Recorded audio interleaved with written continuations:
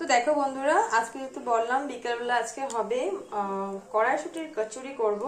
তো দেখো মটরটা ভালো করে কিন্তু এখানে পেস্ট করে নিয়েছি। এখানে দিয়েছি আমি এক টুকরো, এখানে দিয়েছি আদা, তিনটা হলো লঙ্কা দিয়ে সুন্দর করে কিন্তু দেখো একদম বেটার একটা বানিয়ে নিয়েছি। একদম কোনো দানা কিন্তু এখানে নেই, একদম ইসে করে একদম পাতলাও করিনি, কারণ জল একদম ব্যবহার করিনি, শুকনো করে কিন্তু এটা করেছি।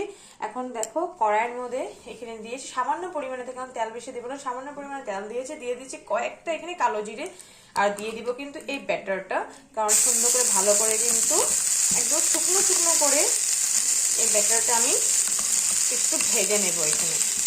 তারপরে করবো কিন্তু কড়াইশুটির কচুরি। খেতে বন্ধুরা দারুণ লাগে, দারুণ। কে কে খেয়েছো, কে কে বানাও নিশ্চয়ই জানিও। কিন্তু সামান্য পরিমাণে এখানে আমি দিয়ে দিব নুন, আর সামান্য পরিমাণে দিয়ে দিব হলুদ। তারপরে সুন্দর করে একটু শুকনো শুকনো করে কিন্তু এটা বেটার, সেটা মটরশুঁটি যে কচুরি বানাবো পুরটা সুন্দর করে কিন্তু শুকনো শুকনো করে কিন্তু ভেজে নেবো।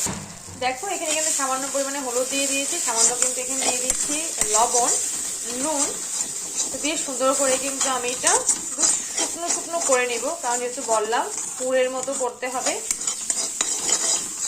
তো একদম শুকনো শুকনো করে কিন্তু কচুরিটা রেডি করবো। তেল কিন্তু একদম দিইনি, কারণ তেল লাগে না এই পুরটা বানাতে। একদম শুকনো করে কিন্তু এটা করে নেব।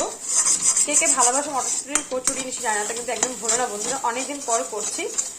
আর আমি কিন্তু এটা ফার্স্ট টাইম করছি, কোনোদিনও কিন্তু বানাইনি, কিন্তু খেয়েছি, অনেকবার খেয়েছি, কিন্তু বানাচ্ছি কিন্তু আমার আমার রান্নাঘরে এই ফার্স্ট টাইম।